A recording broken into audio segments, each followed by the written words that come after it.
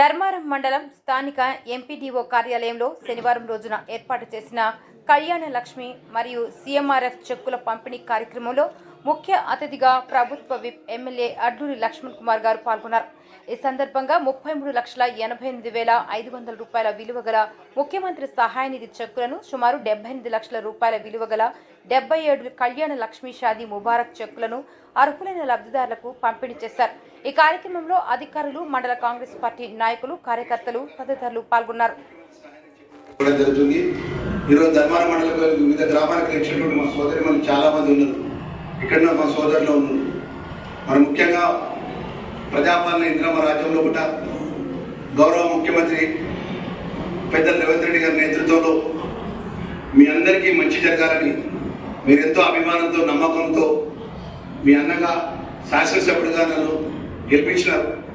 మరి మా బాధ్యతగా ఈరోజు షాదీ ముబారక్, కళ్యాణ లక్ష్మి చెక్కులు కానీ, ముఖ్యమంత్రి సహాయ నిధి చెక్కులు కానీ ఎప్పటికప్పుడే సాధ్యమైన తొందరగా ఆ లబ్ధిదారులకు చెక్కులు అందే ఏర్పాటు మా అధికారులు కానీ మేము కానీ చేయడం జరుగుతుంది. ముఖ్యంగా కళ్యాణ లక్ష్మి విషయంలో మా రెవెన్యూ అధికారులకు మనస్ఫూర్తిగా అభినందన తెలియజేసుకుంటున్నాం. ఎక్కడ ఎలాంటి వివాదాలు తావిస్తలేదు. ఏ అప్లికేషన్ శాసనసభ్యుడు కానీ ఇనిషియేట్ చేసి పంపిస్తే యాజ్ పర్ అర్హత ఉన్న వాళ్ళందరికీ కూడా ప్రభుత్వానికి పంపించి, ప్రభుత్వం వచ్చిన వెంటనే తిరిగి ఫలానా రోజు చెక్కులు వచ్చినాయి సార్, మనం లబ్ధిదారులకు అందజేద్దామని చెప్పేసి వాళ్ళు తెలియజేయడం జరుగుతుంది. ప్రత్యేకంగా మా రెవెన్యూకి సంబంధించిన ధర్మాన మండలి 50,000 కానీ, 40,000 కానీ, 70,000 కానీ, 80,000 కానీ ప్రభుత్వ నిబంధనగా ఈ ధర్మాన మండలంలో 200 తీసుకుంటూ, ముఖ్యంగా మా గ్రామాల్లో ఉన్నటువంటి మా సోదరి మండలకు 2014 నుంచి 18 నుంచి 23 వరకు కొత్తగా రేషన్ కార్డు కావాలనుకున్నా, కొత్తగా రేషన్ కార్డులో మన కుటుంబ సభ్యులు చేర్పించాలనుకున్నా, మనకు ఒక బిడ్డకు మ్యారేజ్ చేసి బిడ్డ సొంతగా సపరేట్ అత్తగారికి వెళ్తే అక్కడ రేషన్ కార్డులో పేరు నమోదు కావాలనుకున్నా, మన కొడుకు వివాహం చేసినాక పెళ్లి చేసిన కొడుకు సొంతగా రేషన్ కార్డు ఏర్పాటు చేయాలనుకుంటే కొత్త రేషన్ కార్డు 10 సంవత్సరాల్లో కూడా గత ప్రభుత్వం ఎన్నడూ కూడా ఒక దరఖాస్తు కూడా తీసుకోవడం కానీ ఒకరి పని ఇవ్వడం జరిగేది. అదే కొద్ది నెలల లోపటి నాటి ఈ రోజు నుంచి 30 రోజుల లోపట్లే డిజిటల్ ద్వారా ఇప్పుడే శివసభ కమిషనర్ గారితో మాట్లాడినారు. ఎవరైతే దరఖాస్తు పెట్టుకుని కొత్త రేషన్ కార్డు కోసం పెట్టుకుని ప్రతి కుటుంబానికి కూడా ఈరోజు ఆన్లైన్ ద్వారా వారి కుటుంబ సభ్యులు చేర్పించడం జరిగింది. వారి డిజిటల్ పరంగా కూడా రేషన్ కార్డు ఇవ్వడం జరుగుతుందనే విషయాన్ని మా మీడియా మిత్రుల ద్వారా మా ధర్మాన మండల ప్రజలందరూ కూడా తెలియజేసుకుంటున్నాం. దయచేసి మీరు ఒకసారి పెద్ద మనసును ఆలోచన చేయాలి. ఆ రోజు రేషన్ కార్డు రావాలన్నా ఎంత ఇబ్బంది పడే పరిస్థితి ఉండే మీ కుటుంబం మీకు అందరికీ కూడా.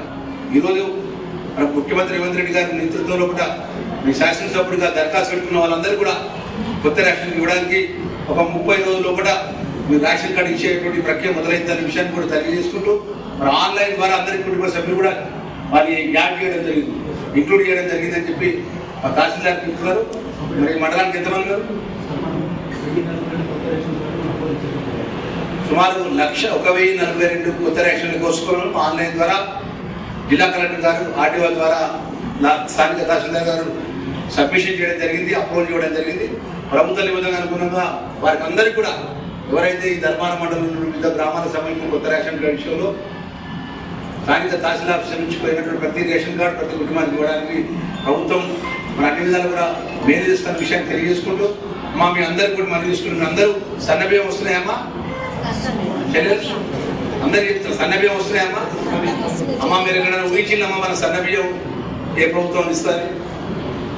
దయచేసి మా ఇక్కడ సోదరి మనం అడిగేది ఏంటంటే, మంచి చేసినప్పుడు మీరు మాకు దీవెనార్థి పెట్టండి, మమ్మల్ని అభిమానించండి. మా అన్న ఎమ్మెల్యే గారు కాంగ్రెస్ పార్టీ మాకు సన్నబియ్యం ఇస్తుందని ఆ విధంగా 200 యూనిట్ కరెంటు మాఫీ కానీ, మా సోదరి మళ్ళీ ఎక్కడికైనా, మా చెల్లెళ్ళు, మా అక్కలు, మా తల్లులు ఎక్కడికైనా దూర ప్రాంతాలు పోవాలనుకున్నా, కొండగట్టు ఆంజనేయ స్వామి కానీ, తిరుమలాడ రాజేంద్ర స్వామి కానీ, కరీంనగర్ మనవాడి దగ్గరికి పోవాలంటే మా అమ్మమ్మలు, మా నాయనమ్మలు, అదే తల్లుడు ఎవరైనా కూడా మా బిడ్డల దగ్గర హాస్టల్కి పోవాలని కూడా ఉచిత బస్సు సౌకర్యం ఏర్పాటు చేసినాం. ఏర్పాటు చేయదమ్మా అమ్మా. ఇన్ని విధాలు మంచి చేస్తున్నాం.